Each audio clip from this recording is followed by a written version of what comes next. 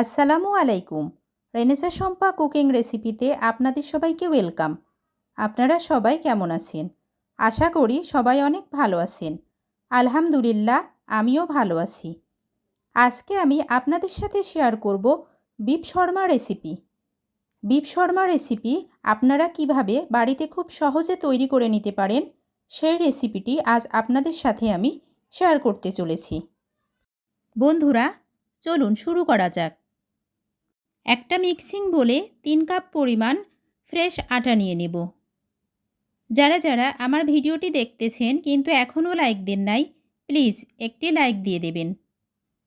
আটাটা কিন্তু আমি আগে থেকে চালুনির সাহায্যে চেলে নিয়েছিলাম। 1 চা চামচ পরিমাণ ইস্ট দিয়ে নেব। 2 টেবিল চামচ পরিমাণ সাদা তেল দিয়ে নেব। 2 চা চামচ পরিমাণ চিনি অ্যাড করব। স্বাদ মতো লবণ অ্যাড করে নিলাম। এবার আমি সবগুলো উপকরণকে হাতের সাহায্যে খুব ভালোভাবে মিক্সড করে নেব। বন্ধুরা, এবার আমি কুসুম গরম পানি অল্প অল্প করে আটার মধ্যে অ্যাড করতে থাকব। ডো তৈরির জন্য অবশ্যই কিন্তু কুসুম গরম পানি ব্যবহার করতে হবে। খেয়াল রাখতে হবে পানিটা যেন বেশি গরম না হয়। বেশি গরম পানি হলে ডোটা কিন্তু সিদ্ধ হয়ে যাবে, তখন ফুলে উঠবে না। বন্ধুরা, আমি এভাবে আটাটাকে মাখিয়ে নেব। আটাটাকে খুব ভালো করে মাখিয়ে নিলাম। এখন সামান্য একটু সয়াবিন তেল এভাবে উপর থেকে ছড়িয়ে দিলাম। একটা ঢাকনার সাহায্যে আমি ঢেকে 1 ঘন্টার জন্য রেস্টে রাখব। ততক্ষণ সঙ্গে থাকুন। আবারও বলতেছি, যারা আমার ভিডিওটি দেখতেছেন কিন্তু এখনও লাইক দেন নাই, প্লিজ একটা লাইক দিয়ে দেবেন। এবার শর্মা তৈরির জন্য আমি পুরটা রেডি করে নেব। তার জন্য প্রথমে গরম কড়াইয়ে পরিমাণ মতো সয়াবিন তেল দিয়ে নেব। তেলটা খুব বেশি দেওয়ার প্রয়োজন নেই। তেল গরম হয়ে এসছে। গরম তেলে আমি পেঁয়াজ দিয়ে দেব। পেঁয়াজগুলোকে কিউব করে কেটে নিয়েছি। এগুলোকে হালকা একটু নাড়া দিয়ে নেব। এখন 1 টেবিল চামচ পরিমাণ আদা এবং রসুন পেস্ট অ্যাড করে নিলাম। এগুলাকে হালকা করে ভেজে নেব। সামান্য একটু পানি দিয়ে নিলাম, যাতে মশলাটা পুড়ে না যায়। স্বাদ মতো লবণ দিয়ে নেব। এখানে আমি হলুদ গুঁড়া, মরিচের গুঁড়া, ধনিয়া গুঁড়া এবং জিরা গুঁড়া নিয়েছি, সেটাকে দিয়ে দিলাম। উপকরণগুলোকে খুব ভালোভাবে কষিয়ে নেব। ছোট ছোট পিস করে রাখা 1 বাটি পরিমাণ গরুর মাংস আমি কড়াইয়ের মধ্যে দিয়ে নেব। তারপর মশলাগুলোর সাথে গরুর মাংসটাকে খুব ভালো করে কষিয়ে নেব। ততক্ষণ দেখতে থাকুন। মাংসটাকে কষানো হয়ে গিয়েছে। এবার আমি 1 বাটি পরিমাণ পেঁয়াজ কুচি দিয়ে নেব। পেঁয়াজ কুচিটা আমি এখন দিচ্ছি কারণ পেঁয়াজটা যাতে ফ্রাই না হয়ে আসে। আবারও 5 মিনিটের মতো আমি কষিয়ে নেব। ফিরে আসলাম 5 মিনিট পর। পেঁয়াজ এবং মাংসটা খুব ভালোভাবে কষানো হয়ে এসছে। এবার পরিমাণ মতো পানি অ্যাড করব। সিদ্ধ হওয়া পরিমাণ পানি অ্যাড করতে হবে। একটা ঢাকনা দিয়ে ঢেকে দেব। ফিরে আসব 10 মিনিট পর। আমি যেহেতু শর্মার পুর তৈরির জন্য মাংসটা রান্না করছি, এজন্য অবশ্যই একটু ঢাকনা দিয়ে ঢেকে সিদ্ধ করে নিতে হবে। 10 মিনিট পর ফিরে আসলাম। আমি মাংসটাকে আরও 10 মিনিটের মতো মিডিয়াম টু লো হিটে জাল করতে থাকব। 2 টেবিল চামচ পরিমাণ কর্নফ্লাওয়ার, এটাকে আমি পানি দিয়ে পেস্ট করে নিয়েছিলাম, মাংসের মধ্যে এটাকে দিয়ে নিলাম। এটাকে দেওয়ার কারণ মাংসটায় যাতে একটু গ্রেভি ভাব আসে। 2 পাতা টমেটো সস দিয়ে নেব। অবশ্যই কিন্তু টমেটো সসটা অ্যাড করতে হবে। এখন আমি এটাকে খুব ভালোভাবে মিক্সড করে নেব। যতক্ষণ না মিশ্রণটা একটু ঘন হয়ে আসবে, ততক্ষণ পর্যন্ত আমি এভাবে নাড়া দিতে থাকব।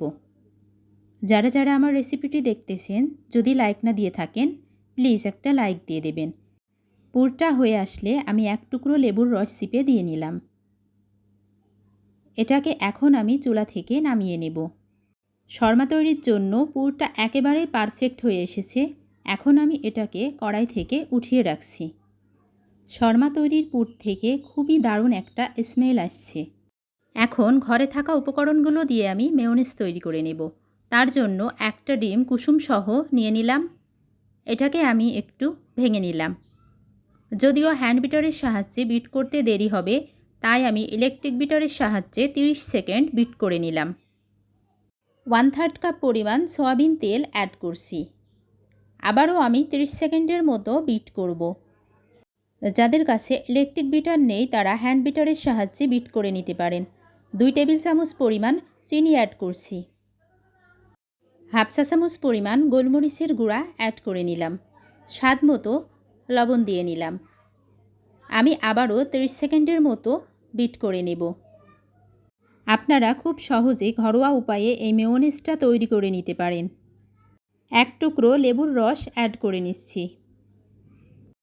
আবারও 30 সেকেন্ডের মতো বিট করে নেব। একেবারেই লো হিটে বিটটা করতে হবে। হাই হিটে বিট করলে কিন্তু ফোমটা নষ্ট হয়ে যাবে। 2 পাতা পরিমাণ টমেটো সস অ্যাড করে নেব। তারপর খুব ভালোভাবে টমেটো সসটাকে মিশিয়ে নেব। এবার আমি আরও 30 সেকেন্ডের মতো বিট করে নেব।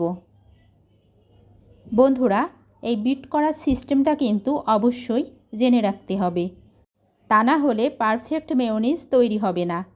এখন আমি মেয়োনিজটাকে রেখে দিলাম। আটাটাকে আমি 1 ঘন্টার জন্য রেস্টে রেখেছিলাম। এবার আমি 1 ঘন্টা পর আটাটাকে এভাবে উঠিয়ে নিলাম। আটাটাকে এমনভাবে মাখিয়ে নিতে হবে যেন ভিতরের বাতাসটা পুরোপুরি বের হয়ে আসে। আটাটা যেহেতু অনেক ফুলে গিয়েছিল, সামান্য একটু তেল লাগিয়ে নিলাম, তা না হলে আটাটা লেগে যেতে পারে। এখন এটাকে ডো তৈরির জন্য পারফেক্ট করে নেব। আটাটাকে আমি 7 ভাগে ভাগ করে নেব। আপনারা চাইলে ছোট বড় করে নিতে পারেন। ডোটাকে আমি 7 ভাগে ভাগ করে নিলাম 7 পিস বিফ শর্মা তৈরির জন্য।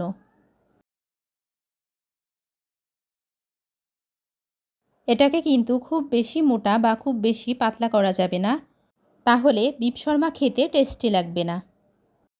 আমি এরকম সাইজ করে একটা রুটি তৈরি করে নিলাম। এখন গরম ফ্রাই প্যানে আমি ব্রাশের সাহায্যে ঘি ব্রাশ করে নিচ্ছি। এটাকে গরম ফ্রাই প্যানে দিয়ে দিলাম। আমি কিন্তু মিডিয়াম আকারে বেলে নিয়েছিলাম। ফ্রাই করার পর অবশ্যই মোটা হয়ে যাবে। এটাকেও আমি 1 মিনিটের মতো ফ্রাই করে নেব। এটাকে হালকা ব্রাউন কালার করে ভেজে নিতে হবে। এখন আমি উঠিয়ে নেব। প্রত্যেকটাকে আমি একই রকমভাবে বেলে তারপর ফ্রাই করে নেব। এখন আমি প্রথমে 3 চা চামচ পরিমাণ মেয়োনিজ দিয়ে নিচ্ছি। এটাকে চামচের সাহায্যে চারিদিকে ছড়িয়ে দিতে হবে। তারপর গরুর মাংসের যে পুরটা তৈরি করে নিয়েছিলাম, ওই পুরটাকে আমি দিয়ে নেব। প্লিজ আপনারা কেউ ভিডিওটা স্কিপ করে দেখবেন না, তাহলে বিফ শর্মার রেসিপিটা পুরোপুরি শিখতে পারবেন না।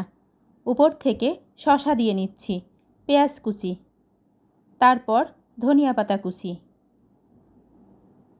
গোটা ধনিয়া পাতা এভাবে দিয়ে নিচ্ছি। আবারও 2 চা চামচ পরিমাণ মেয়োনিজ দিয়ে নেব। তারপর কিভাবে শর্মাটাকে রেডি করব দেখতে থাকুন। বন্ধুরা, যারা যারা আমাকে সাপোর্ট করছেন, আমার পাশে থাকছেন, তাদের সবাইকে অসংখ্য অসংখ্য ধন্যবাদ। এবার টুথপিকের সাহায্যে আমি এভাবে দিয়ে নেব, তাহলে বিফ শর্মার শেপটা অনেক দারুণ আসবে। প্রত্যেকটাকে আমি একই রকমভাবে তৈরি করে নিলাম। আমার এই বিফ শর্মা রেসিপিটি আপনাদের কাছে যদি ভালো লেগে থাকে, অবশ্যই বেশি বেশি লাইক, কমেন্ট এবং শেয়ার করুন। এভাবে বিফ শর্মা তৈরি করলে খেতে কিন্তু অসম্ভব মজা লাগে। খুবই অল্প খরচে এবং অল্প সময়ে বিফ শর্মার এই রেসিপিটা আপনারাও বাড়িতে তৈরি করে নিতে পারেন। দেখতে যতটা লোভনীয় হয়েছে, খেতে কিন্তু তার থেকেও বেশি মজা। সঙ্গে থাকার জন্য সবাইকে অনেক অনেক ধন্যবাদ। আসসালামু আলাইকুম। আল্লাহ হাফেজ।